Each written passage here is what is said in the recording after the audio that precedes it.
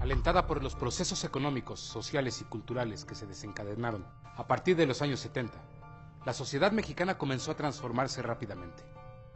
El elevado crecimiento demográfico implicó un importante reto en política educativa y durante los sexenios de Luis Echeverría y José López Portillo, que marcaron el tránsito del país por la década de los 70, las grandes líneas de acción fueron reforma y modernización, descentralización de la SEP y educación para todos.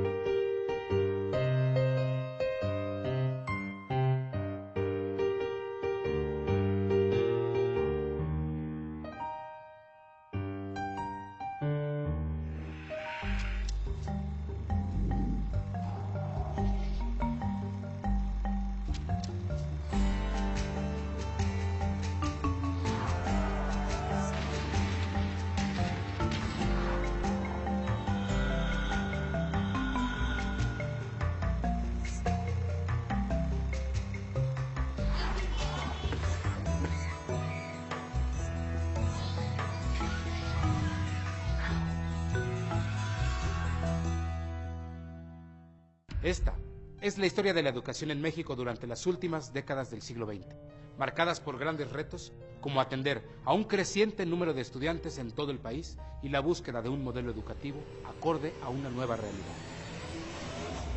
La década de los 70 constituye, en términos de política gubernamental, una respuesta a los retos que planteaba una sociedad que ya no cabía en los estrechos márgenes de las décadas anteriores. Así el régimen de Luis Echeverría planteó una estrategia en dos sentidos, uno que llamaban de apertura democrática y otro que llamaban de desarrollo compartido.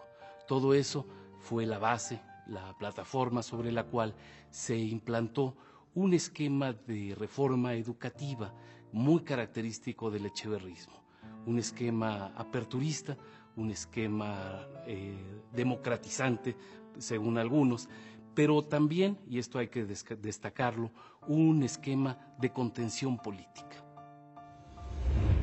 Hay una historia muy desigual.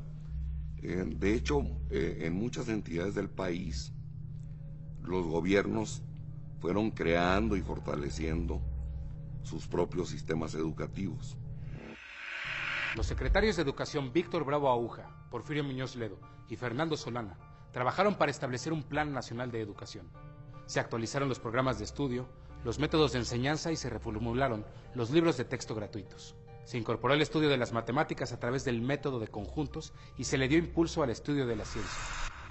La idea de Solana es crear, digamos, lograr que todos los niños tengan educación. Y se logra bastante, ¿eh? Tenemos todavía 56 lenguas y dialectos indígenas. Entonces, a veces no hay maestros para enseñar en un pueblo lejano.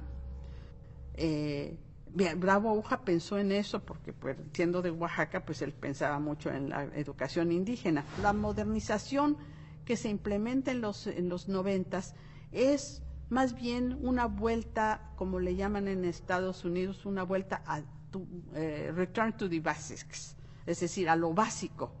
La enseñanza de la lengua y la enseñanza de las matemáticas.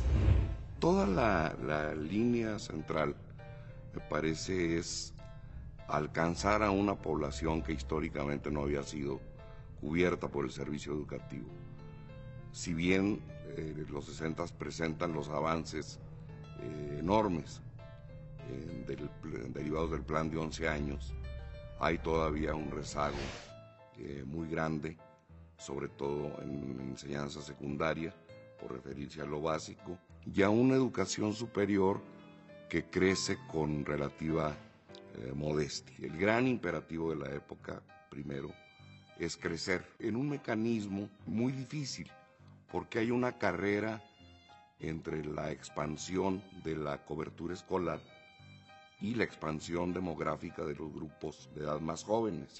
Subsecretario Roger Díaz de Cosío, no sé cómo se generó la idea de, en lugar de enseñar las materias, todas estas materias tan difíciles, transmitir el conocimiento en cuatro cuerpos de enseñanza: el las ciencias sociales, agrupando ahí la historia, la sociología, las del civismo, el viejo civismo, que era pues bastante aburrido, muy necesario, pero ahora verlo en forma diferente, la geografía, que esa fue la víctima más bien del nuevo sistema porque se quedó un poco al margen, porque ya no se publicaron los libros especiales, pero el español y las matemáticas, y dos ciencias, las naturales y las sociales. Por primera vez hubo educación sexual en las escuelas primarias y en el libro de Ciencias Sociales se incorporó la historia de las luchas sociales en América Latina, Vietnam y China.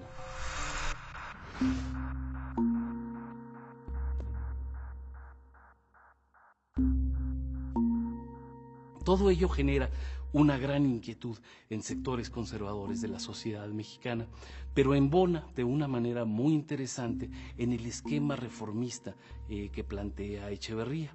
El caso de los libros del libro de Ciencias Naturales plantea una serie de reformas en términos de la educación sexual. Y esto, como se podrá imaginar, genera también una enorme inquietud en sectores conservadores, en sectores de la Iglesia, en la Unión Nacional de Padres de Familia, que ven con horror el cuerpo de una mujer desnuda en el libro de Ciencias Naturales. Sin embargo, hay que reconocer que estas reformas lo que buscan es atender un problema enorme de desinformación en la niñez mexicana.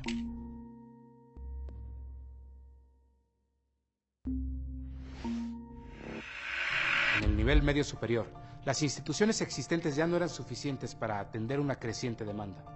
Fue entonces cuando la UNAM fundó el Colegio de Ciencias y Humanidades, que ofrecía una alternativa al esquema tradicional de la Escuela Nacional Preparatoria y las escuelas de estudios profesionales.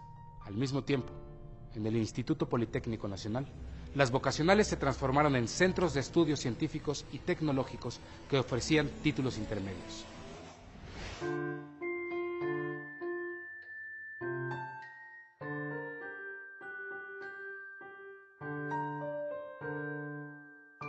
Y luego las demás instituciones, por supuesto, la Universidad Autónoma Metropolitana, que no solamente ilustra la creación de una institución, sino que ilustra la creación de otro tipo de universidades, bajo esquemas pedagógicos y organizativos novedosos y muy de avanzada.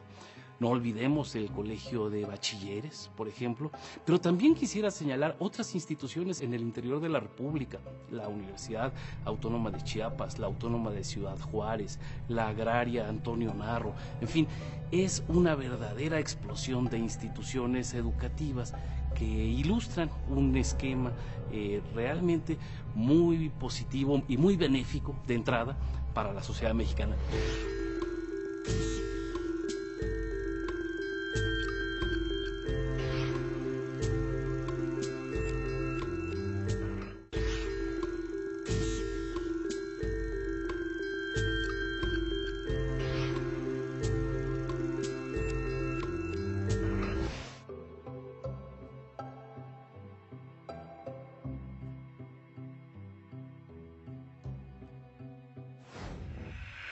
Para promover la investigación científica, se creó el Consejo Nacional de Ciencia y Tecnología, CONACYT, así como el Centro de Estudios Superiores en Antropología Social, CIESAS. En este periodo, también se emitieron diversas leyes en materia educativa, entre ellas la Ley Federal de Educación de 1973 y se formuló el Plan Nacional de Educación 1976-1982. Y en ese plan nacional ya se identifican una serie de variables que van a ser recurrentes a lo largo de las décadas siguientes. Se identifica el problema del rezago educativo, se identifica también en ese plan nacional el tema de la calidad. O sea, de calidad en México parecería que hoy se nos ocurrió a algunos hablar de calidad. Y fíjense que el tema de la calidad es un tema que viene desde finales de los 70s, en que López Portillo tiene la claridad de que es una cuestión que hay que atender.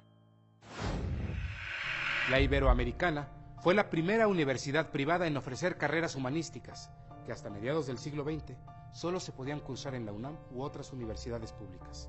Además, se colocó en la vanguardia académica con la carrera de Ciencias y Técnicas de la Información. Es así que por más de medio siglo, la Universidad Iberoamericana ha sido un ícono de la educación superior privada en México.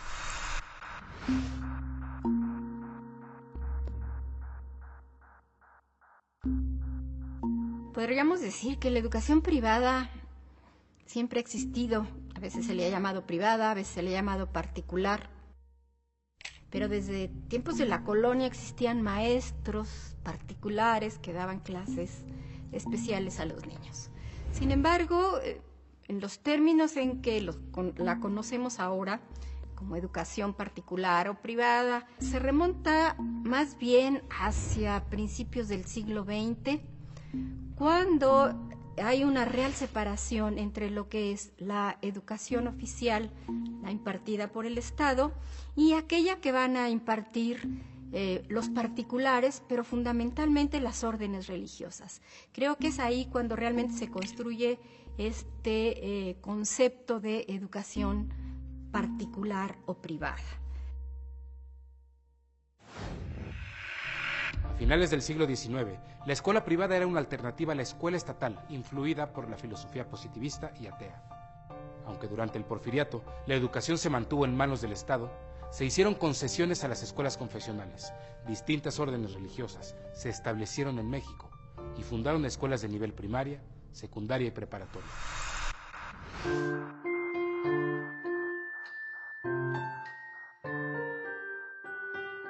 En aquellos momentos también hubo una persecución contra las órdenes religiosas en Francia, y muchos de esos franceses llegaron a México, como por ejemplo los maristas, los lasallistas, también los salesianos, que son de orden italiana. Y estos colegios llegaron aquí porque hubo grupos de católicos que los invitaron a establecerse. Estos colegios inmediatamente adquirieron mucho prestigio. Los católicos estaban muy contentos con tener a este tipo de maestros y los fueron ayudando para que se asentaran en el país, se asentaron por toda la República. Y a pesar de los problemas que sufrieron durante algunas épocas de persecución, de alguna manera pues su prestigio estuvo tan bien asentado que los tenemos hasta la fecha operando en la mayor parte de la República. Desde que se promulgó la Constitución de 1917, la inclusión del artículo 3 había provocado conflictos entre el Estado laico y los sectores más conservadores de la sociedad, que tradicionalmente estaban vinculados con la educación privada.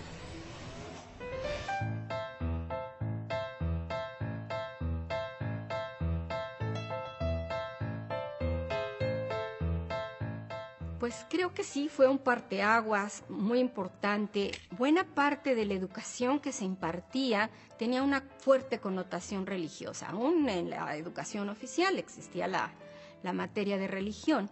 Al convertirse verdaderamente en laica la educación, pues esto va a afectar fuertemente a todos los grupos católicos, sobre todo, que impartían la educación.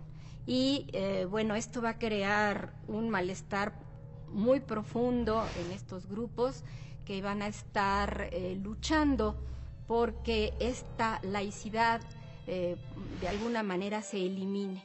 Y va a ser una lucha que va a durar casi un siglo.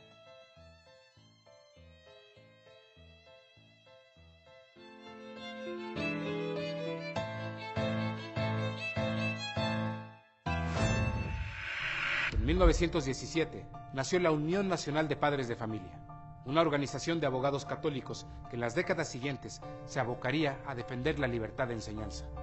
En 1946 logró la modificación del artículo 3 respecto a la educación impartida por particulares y años después consiguió también que los libros de texto gratuitos se utilizaran solo como complemento pedagógico en las escuelas particulares.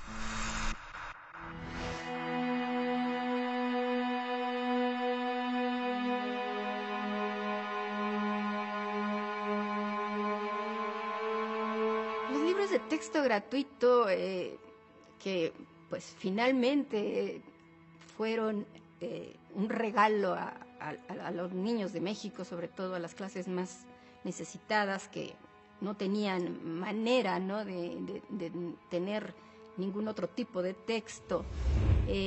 Fueron cuestionados por la Unión más que por ser gratuitos, por ser únicos. A ellos les preocupaba mucho que fuera el Estado el que diera las pautas, la ideología sobre lo que se debía enseñar. Y estaban muy preocupados porque dentro de esta ideología hubiera ideas contrarias a la religión.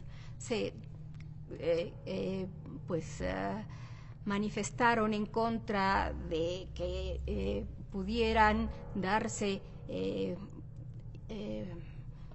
nociones a favor del comunismo, por ejemplo, a favor de Mao, a favor de Lenin, en fin, temores que por otro lado eran bastante infundados, porque incluso por ahí hay datos de que este pleito en contra de los libros de texto se hizo sin aún conocerlos, ¿no? Entonces simplemente era un fantasma que tenían muchos en la cabeza de que los textos iban a ir en contra de la Iglesia, en contra de la moral cristiana, en fin.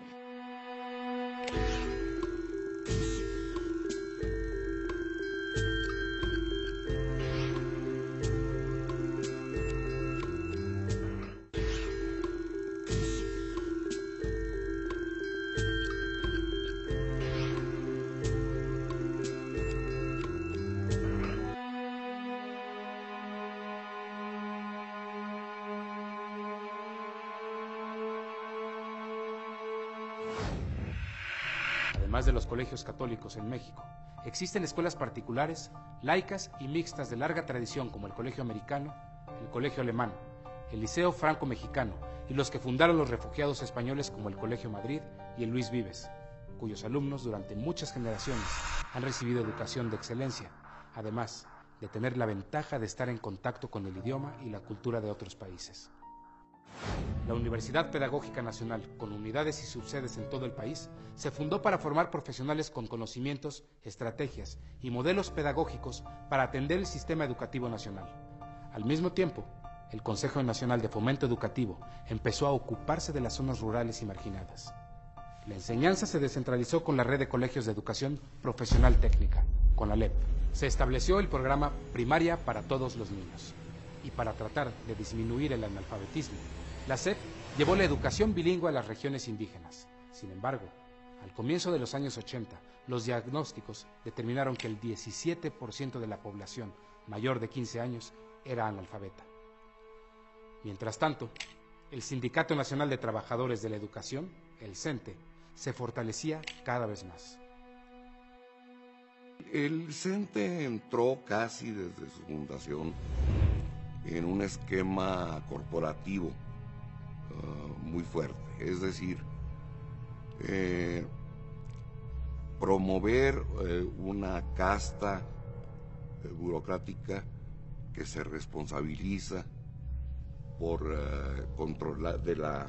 del control político y laboral del gremio y que recibe en términos de intercambio político prebendas, posiciones y recursos. Por ejemplo, en la campaña electoral de López Portillo, el acto más espectacular tiene lugar en el Estadio Azteca, prácticamente lleno, con maestros movilizados por el Grupo Vanguardia. Hay un mecanismo muy perverso que permite el ejercicio de este poder. Formalmente los maestros tienen derechos, prestaciones individuales no condicionadas. Lo que hace el corporativismo es que ejercer tu derecho personal a la plaza, a la promoción, al cambio, a la vivienda, no se ejerce como un derecho, sino como resultado de una intervención y de un favor de tu representación sindical. En 1983, las prioridades del gobierno de Miguel de la Madrid eran asegurar la educación básica para toda la población. elevar su calidad e incrementar la eficiencia del sistema educativo.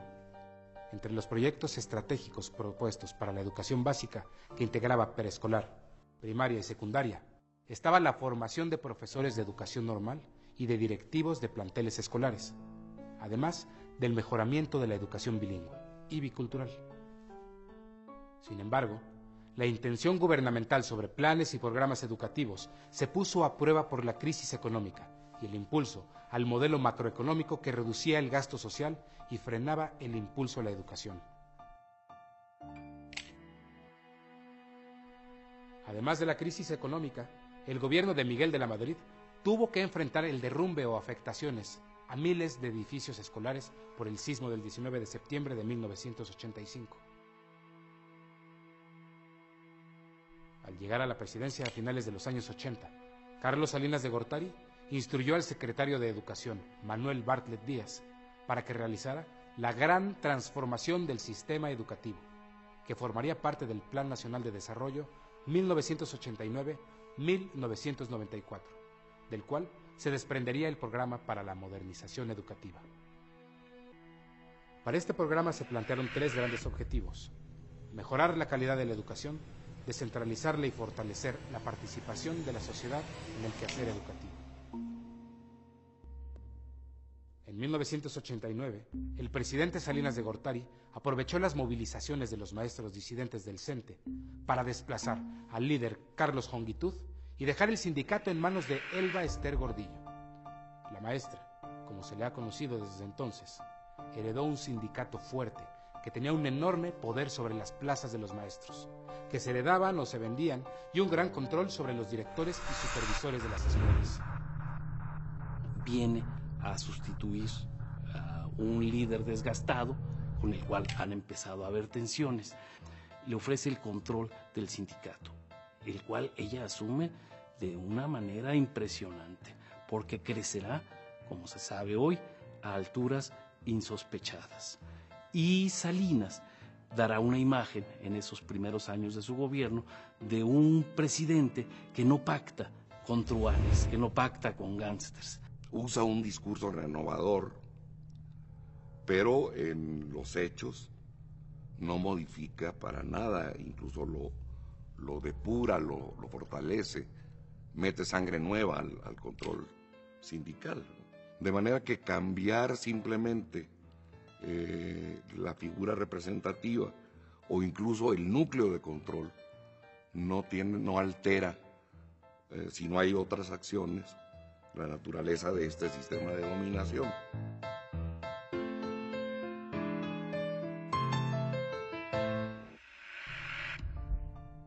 En los años 90, distintos estudios detectaron que había graves limitaciones en la cobertura educacional, alfabetización y acceso a la educación básica.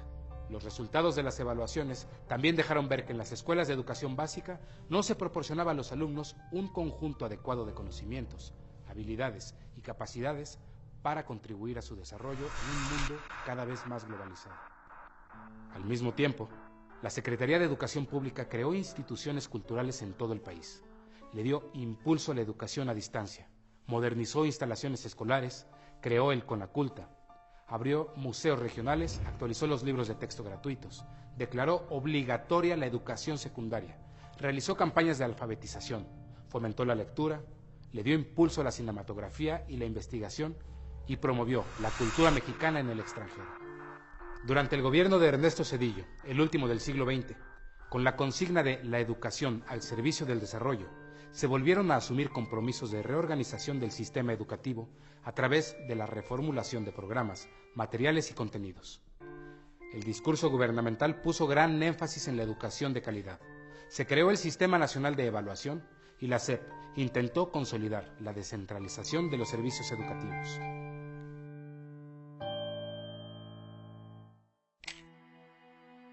Se puede hablar para el 2000 de una suerte de epopeya educativa. 30 millones de sujetos insertos en el aparato educativo no es poca cosa. Hay una serie de logros que me parece que no debemos negar, que ahí están. Sin embargo, en la misma medida hay una serie de problemas que de ninguna manera podríamos desconocer. Y uno es, por ejemplo, en el caso de la oferta educativa, que la educación que tenemos es para finales del 2000, y hoy todavía conservamos muchos de esos rasgos, esa educación es tremendamente asimétrica y desigual.